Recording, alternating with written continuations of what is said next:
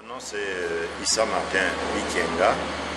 Je suis le coordinateur de la cellule technique AGIR. Et AGIR qui signifie Alliance globale pour la résilience au Sahel et en Afrique. Nous sommes au Sénégal dans le cadre de l'organisation d'un atelier méthodologique pour aider un certain nombre de pays qui sont impliqués dans l'Alliance AGIR à conduire ce que nous appelons les dialogues inclusifs pays.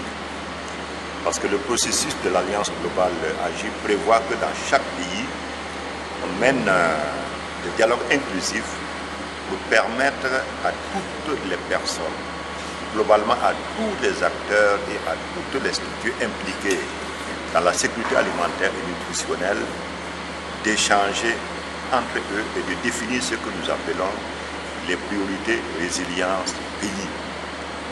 Et à partir de ces priorités résilience pays, nous allons voir au niveau de chaque pays ce qui doit être fait pour permettre à ce pays de parvenir dans 20 ans, comme nous le souhaitons, à éradiquer la faim et la malnutrition. Et au cours de cet atelier que nous organisons ici, nous allons apporter aux points focaux de ces pays que nous avons conviés des outils méthodologiques. On va leur montrer comment on conduit un dialogue inclusif, de même qu'on va leur expliquer en quoi consiste un document de priorité résilience et comment on l'élabore. C'est pour qu'à leur retour dans leur pays respectifs, eux-mêmes puissent démarrer le dialogue inclusif avec ce que nous appelons une plateforme de dialogue au niveau national, qu'ils soient en mesure de conduire ce processus de manière satisfaisante pour qu'il débouche sur le document de priorité résilience pays. Et sans une formation au préalable, des points focaux, c'est difficile que ce processus de dialogue inclusif puisse être mené de façon satisfaisante. C'est pour cela que nous organisons le présent atelier. Il n'y a pas de différence fondamentale entre ces groupes. Le contenu du renforcement de capacités que nous allons apporter présentement à cet atelier est le même que nous avions fait il y a de cela quelques mois. Nous étions là au mois d'août.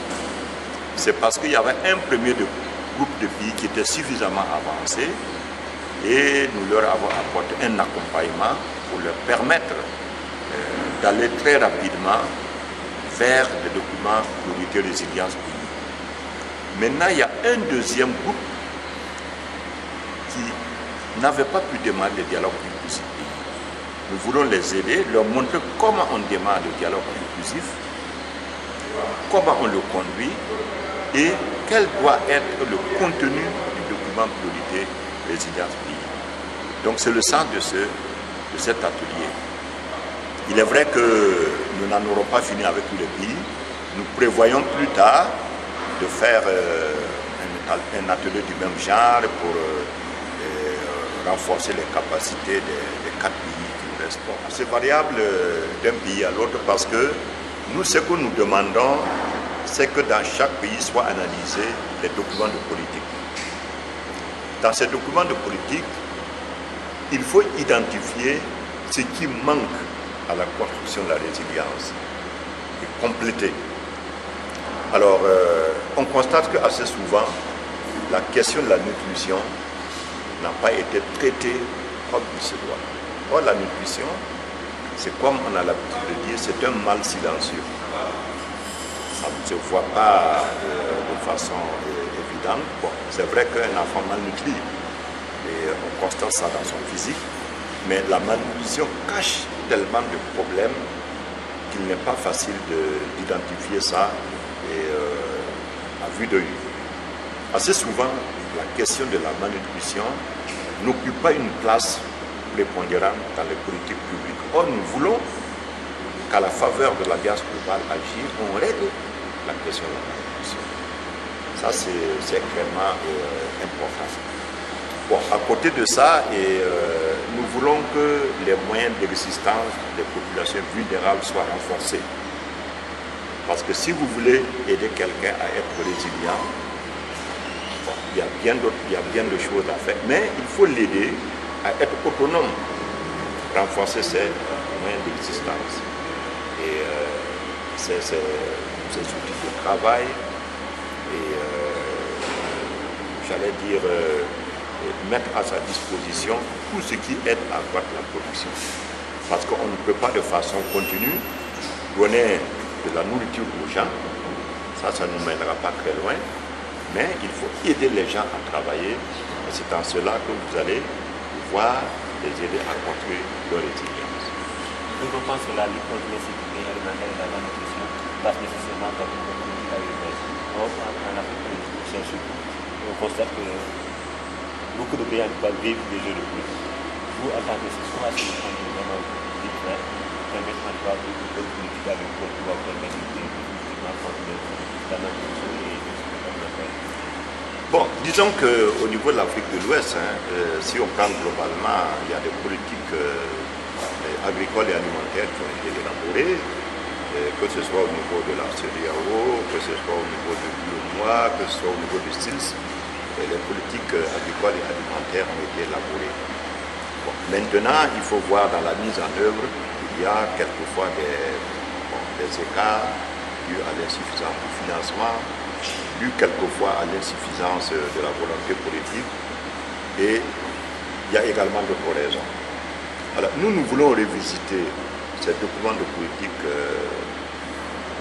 au niveau national et voir pourquoi ça ne fonctionne pas. Et en fonction des difficultés que nous aurons observées, des dysfonctionnements que nous aurons observés, nous allons dire à chaque pays qu'il faut mettre l'accent sur tel et tel aspect.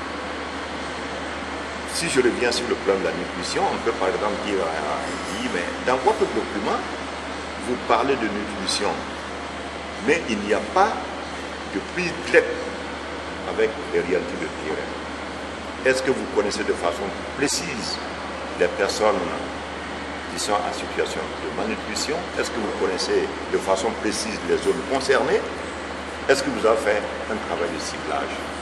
Parce que pour pouvoir aider les gens à sortir de la malnutrition, il faut d'abord les connaître. Et si vous les connaissez bien, vous pouvez leur apporter un appui bien ciblé. Parce que si vous voulez lutter contre la pauvreté, la malnutrition et la vulnérabilité, il faut travailler sur les plus pauvres, sur les malnutris et sur les plus vulnérables. Donc, on a besoin de les connaître. Ce n'est pas que les politiques font défaut, mais quelquefois, il y a des insuffisances et l'Alliance globale agit à travers les priorités résilience. Il va travailler à corriger ces insuffisances. Voilà un peu le travail que nous voulons que soit fait au niveau de chaque pays et nous allons accompagner les différents pays pour que ce travail se fasse. Bon, c'est ce que nous appelons les piliers. Bon, l'objectif global d'agir, comme j'ai eu à le dire et en salle, bon, c'est de réduire structurellement et de manière durable l'insécurité alimentaire et nutritionnelle, mais en agissant sur les politiques sahéliennes et ouest-africaines. Bon, maintenant, de façon spécifique, comment il faut s'y prendre? L'Alliance a défini 4 piliers. Le premier pilier, il faut travailler sur la protection sociale. Nous voulons que dans chaque pays, il y ait une politique de protection sociale. Ça, c'est pour aider les plus pauvres, les plus vulnérables. Le second pilier, c'est la question de la nutrition. Il faut que la nutrition mérite toute l'attention qu'il faut dans chaque pays. Bon, le troisième pilier, c'est ce que nous appelons l'amélioration de la production agricole et alimentaire, l'amélioration des moyens d'existence des populations vulnérables. Le quatrième pilier, c'est la gouvernance même de la sécurité alimentaire et nutritionnelle dans chaque pays. C'est ces 4 piliers-là qui, à notre avis, que nous appelons aussi les 4 objectifs spécifiques de l'Alliance, s'ils venaient à être mis en œuvre, c'est ça qui va nous conduire vers l'objectif global. Parce que nous voulons que dans 20 ans, puisse parvenir à l'éradication de la faim et de la malnutrition au Sahel et en Afrique de l'Ouest. Nous pensons qu'il faut passer par ces 4 piliers-là pour que l'objectif global, donc fin zéro dans 20 ans, puisse être réalisé.